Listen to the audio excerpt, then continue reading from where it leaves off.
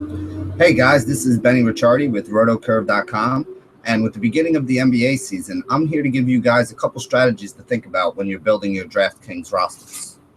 The first thing I want to talk about today is what do you need in terms of value in order to do well in your tournaments? Most of the time, especially on a larger slate, you're probably looking at 6 points per $1,000 of cost in order for a guy to reach value. That means if you have a guy at $5,000, you're probably looking to get about 30 points or more out of him in order to be in a good position to win a tournament. Usually takes around 300 points to get up to the top of the tournament. So if you have a $50,000 salary to start off with, that's where we get these 6 points per $1,000 of cost from. In your cash games, you probably can look a little bit less, probably looking for over 5 times value per every $1,000 of cost. A score in the 250s is probably going to be good enough on most nights to get you into your 50-50s and get you into the money where you wind up making a profit. At the very least, that's what you should shoot for, because if you do have a guy that comes up short here or there, you get a couple other guys who may outperform by a little bit, you're going to wind up in that general range of around 250, which is usually kind of like a floor in some of the 50-50s. You usually need around that price, if not more, to cash, especially on some of the bigger nights. If you're playing on some of the smaller slates, you can usually get away with a few less points. But again, that's something to worry about when you're playing on a small slate like opening night where there's only 3 games. If you're playing on a normal slate where you got 6 to 12 games, you're going to have a bunch of guys that score a decent amount of points. You're going to have a bunch of value guys that open up, and you're going to need to have some of them in your roster.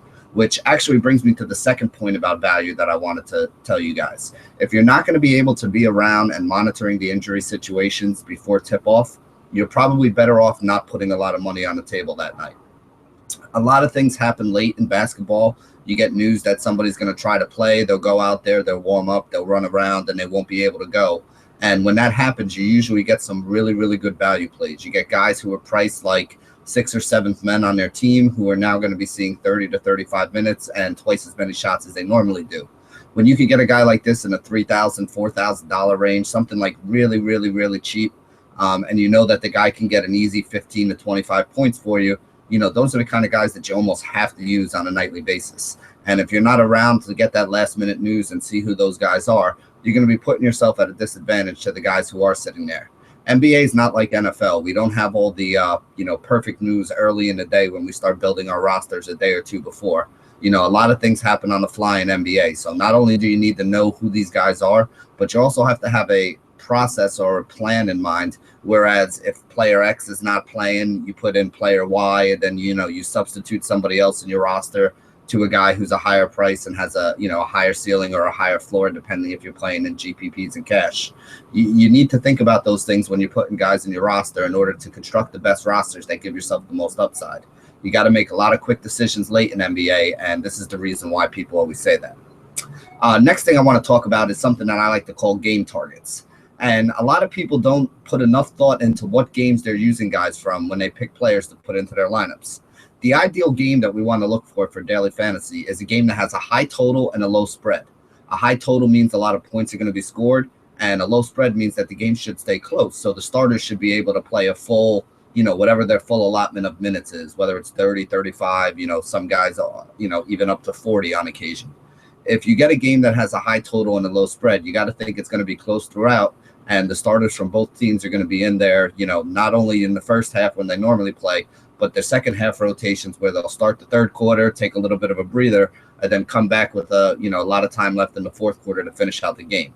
That's the ideal spot that we look for daily fantasy. So keep that in mind when you're picking players out to use. If you use guys in games that have high spreads, there's a chance it could turn into a blowout and those guys don't play at the end. If you use guys in games that have low totals, there's a chance that there's not going to be a lot of scoring, not going to be a lot of shooting, not going to be a lot of missed shots, and they don't get a chance to rack up their normal number of points. Which brings me to the second thing that I like to talk about when we talk about game selection, and that's whether a team is being paced up or paced down.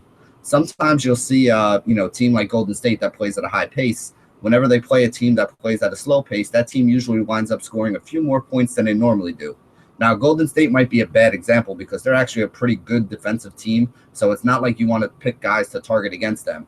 But if you get one of those teams that scores a lot of points and also gives up a lot of points, and again, we don't know until the season starts really who those teams are going to be, you know, what teams are going to be playing that fast breakneck speed kind of pace.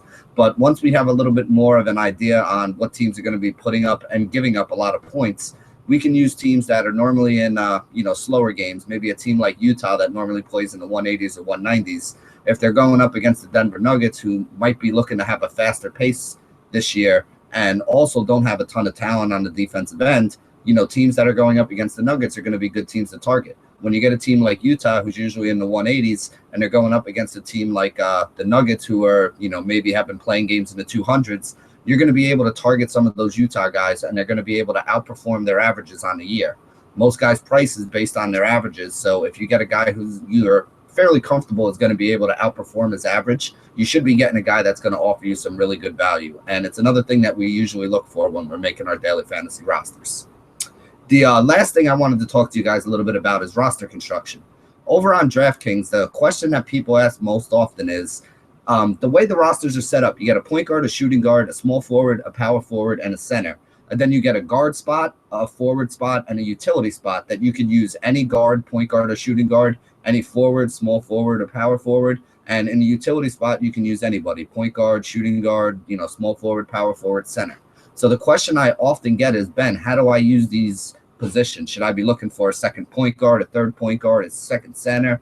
And here's the way I want to explain it to you guys.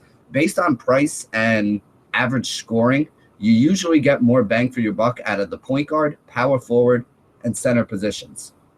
Therefore, 9 times out of 10, the guard spot that I use will be a second point guard.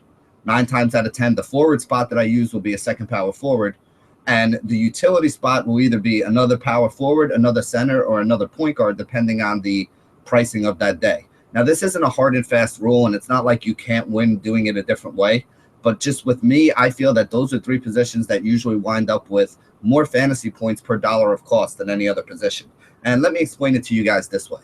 There's only so many small forwards and shooting guards in the league that do much more than put the ball in the basket. Now, again, scoring is a very important part of daily fantasy, but it's not the only part. You also need guys who are going to get you assists, who are going to get you rebounds, who are going to block shots for you, who can get you some steals. Now, if you just think about the normal way a basketball game goes, the point guard is usually the guy who's racking up the most assists. Therefore, he's going to get you the points for the assist as well as the points for the actual points that he scores. And he's also going to, you know, get a couple rebounds, a couple steals, a couple of those other stats to add in there as well. Plus, the point guards are usually pretty decent 3-point shooters. Therefore, you also get that 3-point bonus when you're there. And they have the ability to get you the bonus for the double-double with the assist. Because the position on the floor that's most likely to get double-digit assists for you is the point guard. And that is why I like to use point guards in that second guard spot whenever I can. Now, as for the forward spot, if you look at small forwards and power forwards, the one thing that power forwards really have over small forwards is most power forwards are much better rebounders than small forwards are. Small forwards tend to play on the outside, on the wing. Some of them are pretty decent jump shooters. A lot of them are volume shooters who think they're good jump shooters and just wind up throwing up a lot of shots. But you're going to wind up getting more rebounds most of the time out of guys who play the power forward position than you will out of the small forward position. Therefore, not only do they have a safer floor, but a lot of times they also have a higher ceiling. And that's why in that forward spot, I usually like to use a power forward there because you can usually expect more points out of them and less of a bad game in the worst case scenario. Now, as for the utility spot, whenever possible, I do like to roll 2 centers out there.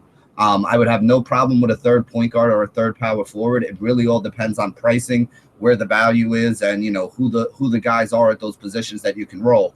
But when I have everything on a big slate night, a lot of times I tend to wind up rolling 2 centers. And the reason for that is think about all the ways a center can get you fantasy points. They can make some shots inside, you know, dunking the ball, putbacks, you know, just finishing off when other guys drive to the hole and find them open. So you always get a couple points out of a center. Centers are the most likely guys to get the rebound, so you're also getting the rebound points out of them. And on most teams, your center is the guy who's the anchor of your defense. Therefore, he's also getting you some block shots, which are worth a lot of points. If you got a guy who can block a whole bunch of shots, it's amazing how quickly those points can add up.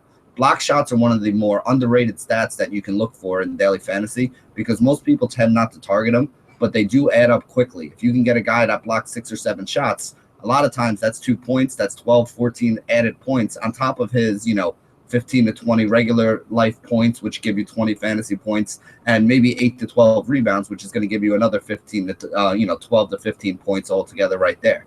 You add those three together, you got a guy at center who scored 40, 45 points, and that's not even really a crazy stat line. 15 points, 9 rebounds, 5 blocks. Again, not a lot of guys are going to get 5 blocks on a nightly basis, but there are guys who have the ability to do that. And if their price is cheap, those are guys who you can, get some big upside on. So while you're looking at your roster construction, again, the guard spot, best thing to do is try to find the second point guard to put in there. The forward spot, best thing to do is try to find another power forward you like to put in there.